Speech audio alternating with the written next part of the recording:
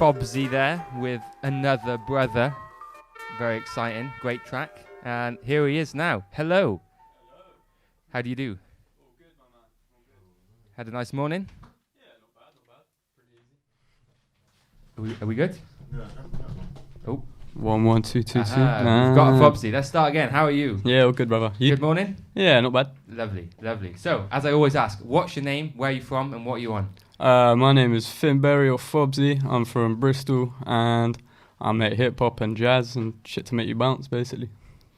Yes, so as you said, a producer and rapper from Bristol who makes authentic sounding old school hip-hop, boom bap and lo-fi and other things as well. Very kind. From your Instagram, you can see that your setup is quite hybrid, rocking a laptop alongside guitars, pianos, mixing desks, and of course, the MPC.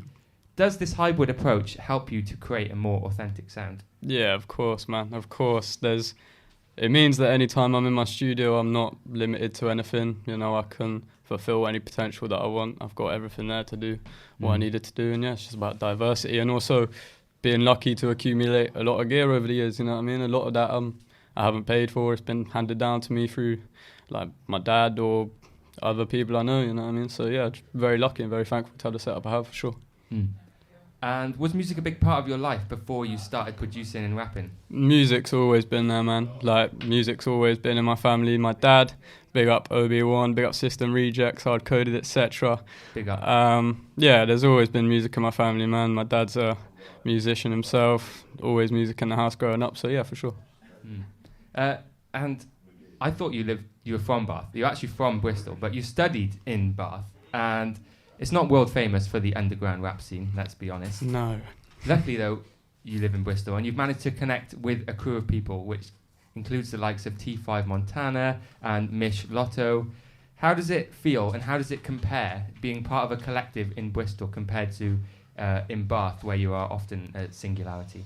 Well, first of all, Bath gave me one connection that is, you know, priceless to me, and big up to Daff, big up Daffers, because without that guy, the last year wouldn't have looked the same. But yeah, for sure, being in Bristol, being around so many incredible artists doing their thing, but all those boys are smashing it, man. The boys you named, you know, fucking T, Misha, K, everyone, man, Zoroni, fucking Slum Vegas, everyone, man, always going in at the moment, man. And big up to fucking like all the Burns Manor Records guys and the Word Life guys putting on all the open mics, lyric lounges and stuff. It's a real tight community, man, full of good people and very good MCs.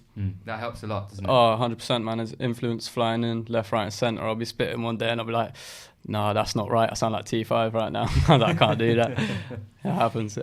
It does happen. So far, you've released 2 albums, Adolescence and From the Curb 1, and 2 beat tapes, Finstrumentals 1, Jungle Jazz, and the Binstrumentals, £2.50 on Bandcamp. Yeah, check it. When you create a beat, what screams to you, I'm going to spit on this one, and then what says this one's going to stay an instrumental? If I'm spitting on the beat, then if I'm making the beat and I'm deciding I'm going to spit on it, I don't have to think about that. You know, I hear the beat and I already start hearing schemes. I start hearing patterns, and I know my tone. This is the thing as an MC, you have to know your tone, so you can't just spit on anything. And I like to make a lot of different sounding music. So if I make something, I'm like, yeah, that's my tone to go on my record, and that sounds about right for me. Then it goes on there. If it's a bit more oddly arranged and some strange sounds and stuff, I'll let the music do the talking. And do you prefer rapping or producing? Shit, I knew you were going to do this, Joe. Shit. Probably rapping, because that's where it started. But the last couple of years of my life, it's definitely been a lot more producer heavy, for sure. So you actually started as a rapper and then you learned how to produce? Well, it was about 6-ish years ago now, and I was just on the train, on the way to the train with my dad, and I was just like, yo, we should make some shit, because I was kind of just bumping loads of like BBK, P Money, all that shit, and I was just like heavy into grime. And big up Tyrese and Lewis, me and my boys used to just spit on the bus and have fun with it. And I was like, I know you've got a studio, and I was like, let's do that, bro. Like, let's do that. So we tried it, and then my dad made my beats for a few years, done a few singles. Wasn't particularly mashing it, just kind of getting in the studio every couple of months for a bit of fun. But a few years later, I started taking it a bit more seriously, and then started making my own beats. And by the time I started making beats, I've watched my dad on Ableton for like a couple of years, so I was pretty whizzy. So it was cool. Fobzy here is still a real young G, only 17, which is crazy, especially when you say you've been spitting for 6 years. Yeah. One thing I really enjoyed when listening to your discography was how, with every tape, your production gets a little bit better, your bars a little bit tighter, the mix a bit more slappy, the overall sound a bit more clear. What are you most proud of about your development since your first release? Fucking hell. I'd say... Oh, he's put me in a box there. Oh, mate. Probably my refinement, because at the start, a lot of my stuff's kind of messy, and I'm like... I've just learned how to press all these buttons and make all these sounds, and I'm like, oh shit, and I'm just throwing it all at the kit, like throwing a kitchen sink and everything, and kind of learn to strip it back for the better over time and kind of enhance simplicity and give it to you how you want to hear it, instead of just like making it how I'm going to have the most fun, basically, I think. And I still have ultimate fun making my stuff, but just a much more clearer goal in mind. And I think that's what you'll hear with the new project, is there's a much more cohesive, clear sound that I'm trying to achieve. And my head's screwed on a bit more these days.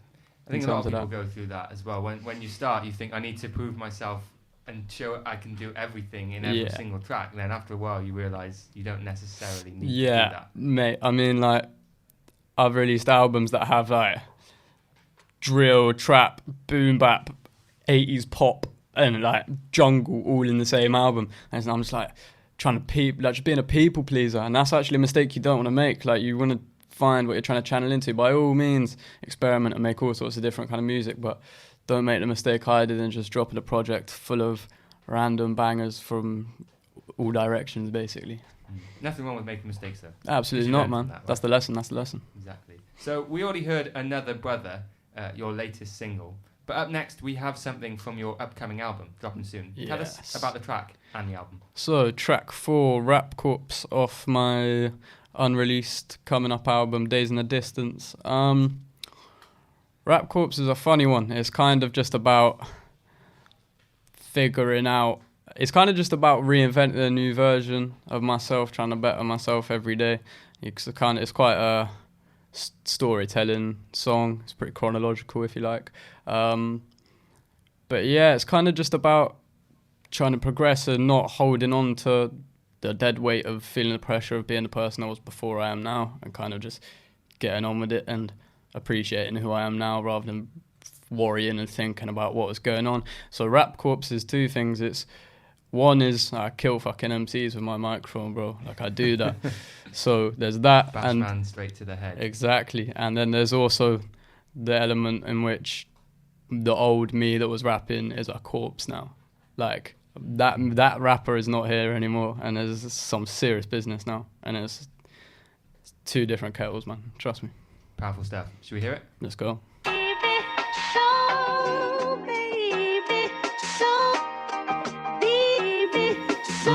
Shit. Fobzy. Oh. Wow. Rap Corpse there. Fobzy.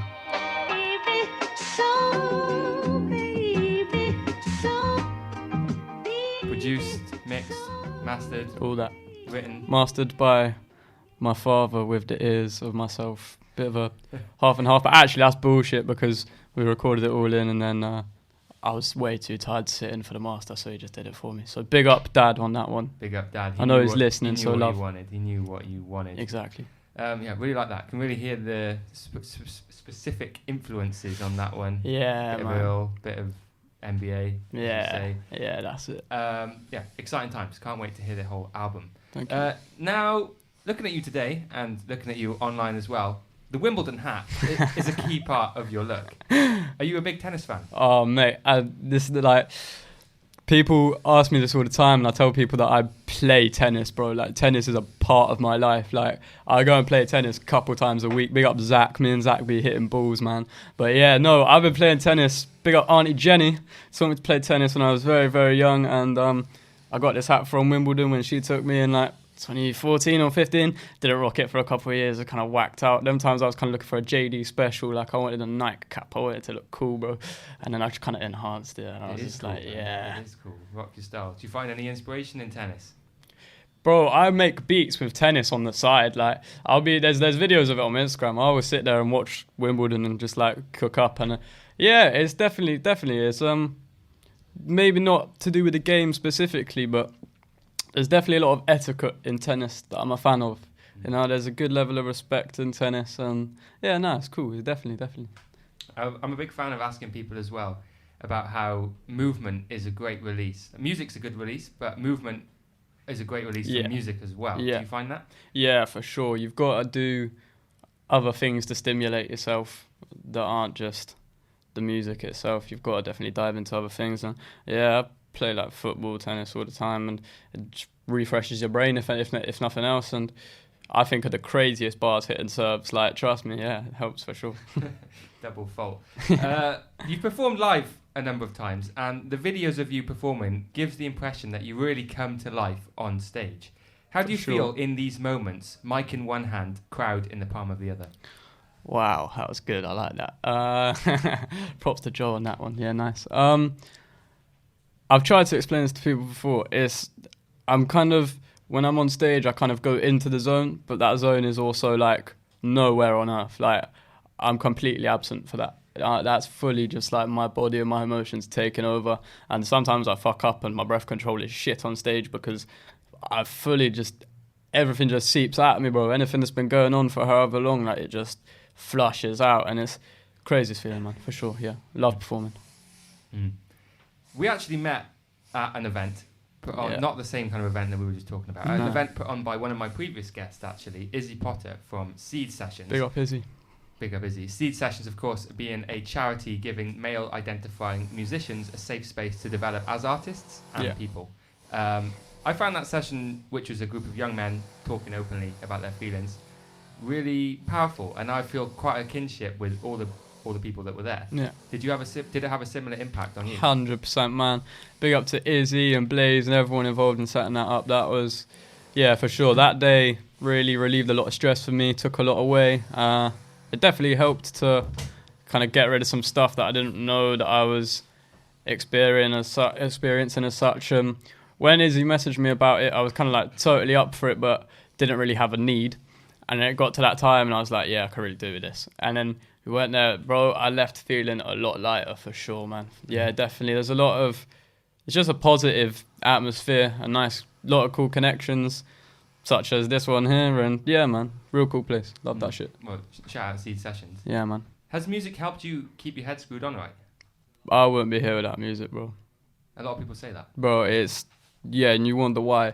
Like, I was speaking to one of my friends the other day about this, and T5 went out to him and was like, oh no, hang on. He said to T, he was like, I'm not good, man. He's like, I'm not good. And T was like, yeah, why do you think we're rapping? It's because if you've got nothing to say or nothing to vent, you can't rap, bro. And you can, everyone can fucking spit bars, but no one's going to resonate with what you're saying. There's no need. There's only a need if you're trying to get something out. And I think the things that I've gotten out through rapping, I wouldn't have been able to without music. And there's a track on the new album, track 14, Word of the Heart, and that and the outro of that tune, I say it's for me, not for you, because it's really, all of this is therapy.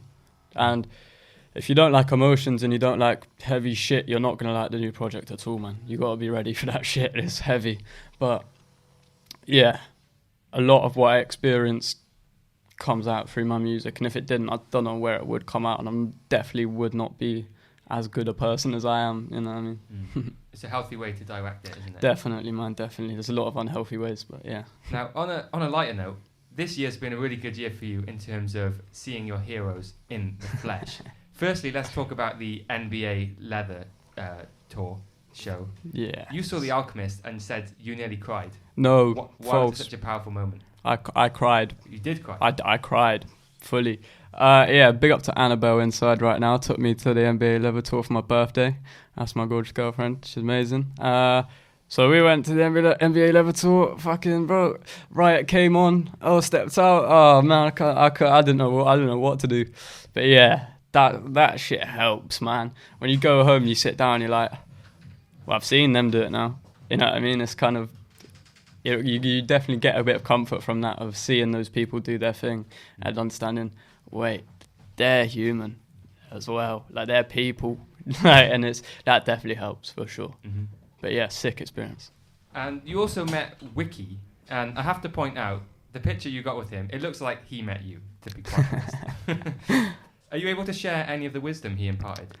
Well, it was a very, very, very, very deep conversation. I mean, it was strange. I kind of acted as if we'd known each other forever, but I was kind of experiencing some shit at that time and kind of needed that night for the weight off my shoulders. I was also in the middle of recording this project and wasn't going too well. If you try to record a song before and your head's not in the right place, you cannot force it. It doesn't matter what voice you try and use. However you try and emphasize it, you can hear it, man. So I was just like, yo, thank you, man. Like, that's cool. That's probably helped me in my journey right now. And he was just kind of like, got onto it, and he was like, well, there's ups and downs, man. There's this and that, and just told me about his journey he'd been on and how it wasn't so smooth, and not to worry because I come out a bit stronger, kind of thing. So yeah, big up to Wiki every time, man. Heard it here first. Shout out Wiki. Exclusives. Now, I love asking this question. Now is your chance. Name 3 people you want to work with. Is it dead or alive, or do they have to be alive? Let's go alive, just for the sake of they might hear this. Okay, we'll go Madlib. Tyler, the Creator. And, oh, Christ. Q-Tip. Mm. Yeah. For argument's sake, let's say one dead. Doom. Of course. Rest in peace to Doom. Greatest to ever do it. It had to be. Well, big up Madlib, big up Tyler, Yeah. big up Q-Tip. If you're listening. Yeah, if you're listening, man. Yeah. Fucking hit me up, man. It'll be tight. This is the Joe to Go show. Afterwards. Exactly. Anything you want to add? Anything you need to get off your chest or you really want to say? Check the new album. Like, check it. I promise, man. Like, if you've heard my stuff before and didn't like it, totally irrelevant. Like, completely irrelevant. There's a whole new page I've turned over here. I'm really excited to share it with the people, and I hope everyone loves it as much as I do. We'll be out at the end of this month, man. Thank you, bro. End of this month? Yeah, that's it. Link up Fobzy on Instagram? That's it. At Fobzy_. At Fobzy_. Right. Time for the request. Yes. You've picked You by Q-Tip. Yes. Tell me why you picked this. Wow. I can't quite, but it's just a good song, man. Just a good I song? I can't quite put you onto why, because that would be unfair, but yeah. That's all you need to know, though. Yeah. It's a good song. Exactly. We love it. Well, Fobzy, my man. My it guy. was an absolute pleasure. Thank you very much, man. It's been wicked. 17 years old, everybody. Wait. Bright future for this man. It's My you. And at the end of it all, it's you. And at the end.